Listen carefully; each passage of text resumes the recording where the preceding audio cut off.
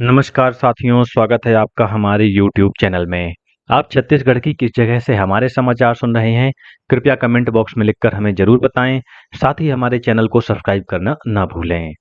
रायपुर से प्रस्तुत हैं छत्तीसगढ़ के प्रादेशिक समाचार। समाचारों के साथ मैं विपिन शुक्ला। पहले मुख्य समाचार।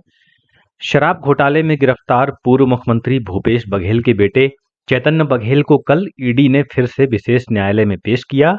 कोर्ट ने चैतन्य को 14 दिन की न्यायिक रिमांड पर जेल भेजा।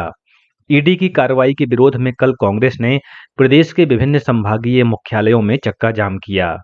छत्तीसगढ़ उच्च न्यायालय ने औद्योगिक प्रदूषण पर रोक लगाने संबंधी याचिका पर सुनवाई करते हुए राज्य शासन को 60 उद्योगों की दोबारा जांच करने के दिए निर्देश। और नकली दवाओं और प्रसाधन सामग्री के खिलाफ अभियान चलाकर राज्य के विभिन्न जिलों में खाद्य और औषधि विभाग की टीमों ने 170 संस्थानों में मारे छापे। अब समाचार विस्तार से। प्रदेश में करीब 2,500 करोड़ रुपए के शराब घोटाले में गिरफ्तार पूर्व मुख्यमंत्री भूपेश बघेल के बेटे चैतन्य बघेल को 14 दिन की न्यायिक रिमांड पर भेज दिया गया है। वे 4 अगस्त तक न्यायिक हिरासत में रहेंगे। प्रवर्तन निदेशालय ईडी की 5 दिन की रिमांड अवधि खत्म होने के बाद चैतन्य बघेल को कल रायपुर की विशेष अदालत में पेश किया गया, जहां से कोर्ट ने उन्हें 14 दिन की न्यायिक रिमांड पर जेल भेज दिया। गौरतलब है कि ईडी ने बीते 18 जुलाई को भिलाई स्थित बघेल निवास पर छापा मारकर चैतन्य बघेल को गिरफ्तार किया था। उन पर छत्तीसगढ़ में शराब घोटाले से जुड़ी राशि की मनी लॉन्ड्रिंग करने का आरोप है। इस बीच प्रवर्तन निदेशालय ईडी की कार्रवाई के विरोध में कांग्रेस ने कल प्रदेश के सभी संभागीय मुख्यालयों में चक्का जाम कर आर्थिक नाकेबंदी करने की कोशिश की। चक्का जाम के दौरान यातायात भी प्रभावित हुआ। इस दौरान किसी भी अप्रिय घटना से बचने के लिए बड़ी संख्या में पुलिसकर्मी तैनात किए गए थे। कांग्रेस कार्यकर्ताओं ने रायपुर शहर के वीआईपी चौक, टाटीबंध, आरंग और अन्य स्थानों के पास राष्ट्रीय राजमार्गों पर चक्का जाम किया। इसमें पूर्व मुख्यमंत्री भूपेश बघेल, पूर्व मंत्री शिव कुमार डहरिया, पूर्व विधायक विकास उपाध्याय, शहरी जिला कांग्रेस कमेटी के अध्यक्ष गिरीश दुबे, जिला कांग्रेस कमेटी के अध्यक्ष उधोराम वर्मा, प्रदेश कांग्रेस मीडिया प्रमुख सुशील आनंद शुक्ला और अन्य कांग्रेस नेता शामिल हुए। वहीं बिलासपुर में नेता प्रतिपक्ष डॉक्टर चरणदास महंत और विधायक अटल श्रीवास्तव ने चक्का जाम तथा विरोध प्रदर्शन का नेतृत्व किया। प्रदेश कांग्रेस अध्यक्ष दीपक बैज बस्तर में और पूर्व उप मुख्यमंत्री टीएस सिंहदेव सरगुजा में विरोध प्रदर्शन और चक्का जाम में शामिल हुए। केंद्रीय गृह और सहकारिता मंत्री अमित शाह 24 जुलाई को नई दिल्ली में आयोजित कार्यक्रम में राष्ट्रीय सहकारिता नीति की घोषणा करेंगे।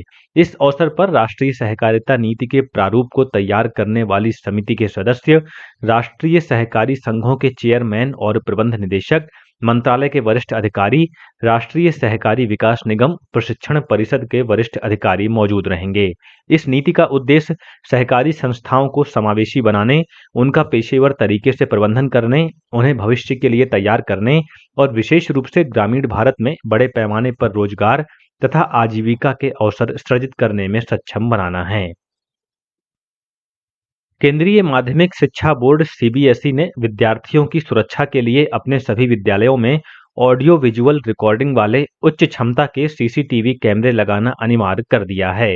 नए मानदंडों के अनुसार प्रवेश और निकास द्वार, गलियारों, सीढ़ियों, कक्षाओं, प्रयोगशालाओं, पुस्तकालयों, कैंटीनों और खेल के मैदानों तथा अन्य सामान्य क्षेत्रों में कैमरे लगाए जाएंगे।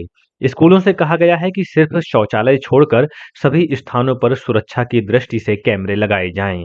कैमरों में रियल टाइम रिकॉर्डिंग और कम से कम 15 दिनों का डेटा उपलब्ध रहेगा, जिसका उपयोग आवश्यकता के अनुसार किया जा सकेगा।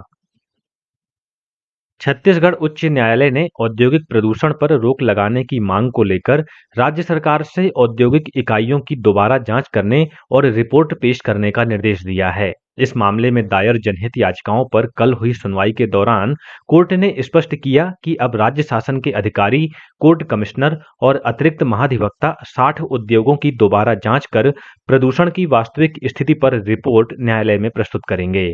गौरतलब है कि प्रदेश में संचालित स्पंज आयरन, सीमेंट और अन्य उद्योगों से निकलने वाले धुएं और धूल के कारण वातावरण प्रदूषित होने तथा श्रमिकों के स्वास्थ्य पर पड़ने वाले प्रभावों को लेकर विभिन्न सामाजिक संगठनों और याचिकाकर्ताओं ने हाई कोर्ट में जनहित याचिकाएं दाखिल की थीं, जिसे हाई कोर्ट ने सुनवाई के लिए स्वीकार किया था। अदालत ने पहले ही कोर्ट कमिश्नरों की नियुक्ति कर प्रदेश के विभिन्न औद्योगिक क्षेत्रों का निरीक्षण कराया था, जिनकी रिपोर्ट न्यायालय को सौंपी जा चुकी है। त्योहारों के अवसर पर सड़कों को अवरुद्ध कर बिना अनुमति के पंडाल और स्वागत द्वार लगाने को लेकर दायर की गई याचिका की सुनवाई मुख्य न्यायाधीश रमेश सिन्हा और न्यायाधीश बीडी गुरु की डिवीजन बेंच में हुई। राज्य शासन ने न्यायालय से नए दिशा निर्देशों के लिए अतिरिक्त समय मांगा। राज्य शासन ने न्यायालय को बताया कि नए दिशा निर्देश विभिन्न विभागों के सहयोग से तैयार किए जा रहे हैं। राज्य शासन की मांग को स्वीकार करते हुए डिवीजन बेंच ने नई गाइडलाइंस आने तक पुरानी व्यवस्था और निर्देशों का पालन करने को कहा है। गृह विभाग द्वारा पूर्व में जारी आदेश के अनुसार विभिन्न संस्थाओं संगठनों के लिए ये अनिवार्य किया गया है कि आयोजन से पूर्व जिला प्रशासन की अनुमति अनिवार्य रूप से ली जाए। खाद्य और औषधि प्रशासन विभाग द्वारा नकली प्रसाधन सामग्री और नशीली दवाओं के खिलाफ कार्रवाई की जा रही है। अभियान के तहत राज्य के सभी जिलों में तैनात औषधि निरीक्षकों की टीम ने 170 संस्थानों में छापेमारी कर आवश्यक नमूने एकत्रित किए और नियमानुसार कार्रवाई की। रायपुर जिले में ड्रग विभाग की टीम द्वारा भाटा गांव और गुढ़ियारी स्थित दुकानों पर छापा मारते हुए बिना लाइसेंस के बनाए जा रहे फिनाइल, साबुन और हैंड वॉश उत्पादों को जब्त किया है, जिनकी कीमत 6 लाख रुपए से अधिक है। वहीं डूमर तराई स्थित औषधि वाटिका में नशीली दवाओं की जांच की गई, जहां एक दुकान में नारकोटिक दवाओं के रिकॉर्ड और रजिस्टर में अनियमितताएं पाई गई हैं। निरीक्षण के दौरान कुछ फर्जी प्रिस्क्रिप्शन भी बरामद हुए, जिसके आधार पर संबंधित फर्म को नोटिस जारी किया गया है। वहीं बिलासपुर, रायगढ़, मुंगेली, धमतरी, कबीरधाम, जांजगीर चांपा, जशपुर, कांकेर और बेमेतरा जिलों में भी छापेमारी कर आवश्यक नमूने एकत्र किए गए। इसी तरह खाद्य और औषधि प्रशासन विभाग की टीम द्वारा मिठाइयों और अन्य खाद्य पदार्थों की गुणवत्ता सुनिश्चित करने के लिए विभिन्न जिलों में लगातार जांच अभियान चलाया जा रहा है। इसी कड़ी में सिमगा और भाटापारा की कई दुकानों में खाद्य पदार्थों की जांच की गई। जगदलपुर स्थित पंडित श्यामा प्रसाद मुखर्जी सभागार में 25वीं राज्य स्तरीय शालेय क्रीड़ा प्रतियोगिता के अंतर्गत कल से सुब्रतो मुखर्जी कप फुटबॉल स्पर्धा की शुरुआत हुई। विधायक किरण सिंह देव ने इस प्रतियोगिता का उद्घाटन किया। इस अवसर पर उन्होंने कहा कि बस्तर जैसे आदिवासी और दूरस्थ अंचल में खेल प्रतिभाओं की कोई कमी नहीं है। सुब्रतो कप जैसी स्पर्धाएं खिलाड़ियों को शालेय स्तर से राष्ट्रीय स्तर तक पहुंचने का अवसर प्रदान करती हैं। 4 दिवसीय इस प्रतियोगिता में प्रदेश के 5 जोन बस्तर, रायपुर, बिलासपुर, दुर्ग और सरगुजा के 240 खिलाड़ी और 50 खेल प्रशिक्षक तथा टीम मैनेजर शामिल हो रहे हैं। इस स्पर्धा की विजेता टीम राष्ट्रीय स्तर की प्रतियोगिता में छत्तीसगढ़ का नेतृत्व करेगी। आज राष्ट्रीय प्रसारण दिवस है। भारत की प्रसारण यात्रा जून 1923 में बॉम्बे रेडियो क्लब के पहले प्रसारण के साथ शुरू हुई। 23 जुलाई 1927 को इंडियन ब्रॉडकास्टिंग कंपनी की स्थापना हुई, जिसने देश में संगठित रेडियो प्रसारण की शुरुआत की। ऑल इंडिया रेडियो की शुरुआत 1936 में भारतीय राज्य प्रसारण सेवा से हुई थी। आजादी के बाद एआईआर का तेजी से विस्तार हुआ और 1956 में इसे आकाशवाणी नाम दिया गया। भारत के विकास में प्रसारण की महत्वपूर्ण भूमिका रही है। स्वतंत्रता संग्राम के दौरान रेडियो सूचना के प्रसार और एकता को बढ़ावा देने का एक सशक्त माध्यम था। स्वतंत्रता के बाद ये साक्षरता, स्वास्थ्य जागरूकता और कृषि ज्ञान को बढ़ावा देने में विशेष रूप से ग्रामीण क्षेत्रों में महत्वपूर्ण भूमिका निभा रहा है। राष्ट्रीय प्रसारण दिवस न केवल तकनीकी प्रगति का, बल्कि विविध राष्ट्र को सूचना, शिक्षा, मनोरंजन और एकता प्रदान करने की रेडियो की स्थायी शक्ति का भी उत्सव मनाता है। मेघालय में होने वाले 39वें राष्ट्रीय खेलों में तीरंदाजी की स्पर्धा में महासमुंद जिले की तीरंदाज नवलीन कौर को भी भाग लेने का अवसर मिलेगा। राष्ट्रीय खेल में स्थान बनाने पर मुख्यमंत्री विष्णुदेव साय ने नवलीन को बधाई दी है। उन्होंने कहा है कि प्रदेश के हर खिलाड़ी को उसकी मेहनत, लगन और क्षमता के अनुरूप अवसर, संसाधन और मंच उपलब्ध कराया जाएगा। नवलीन ने इस वर्ष फरवरी में आयोजित राज्य स्तरीय प्रतियोगिता में स्वर्ण पदक जीता था।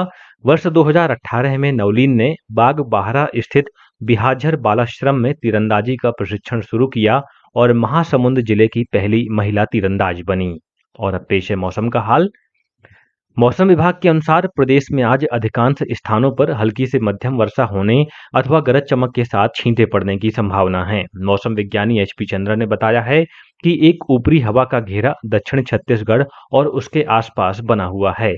इसके अगले 48 घंटों में एक कम दबाव का क्षेत्र बनने की संभावना है। श्री चंद्रा ने बताया कि इसके असर से आज दक्षिण छत्तीसगढ़ के कुछ जिलों में भारी वर्षा होने और आकाशीय बिजली गिरने की आशंका है। और अब कुछ अन्य समाचार संक्षेप में।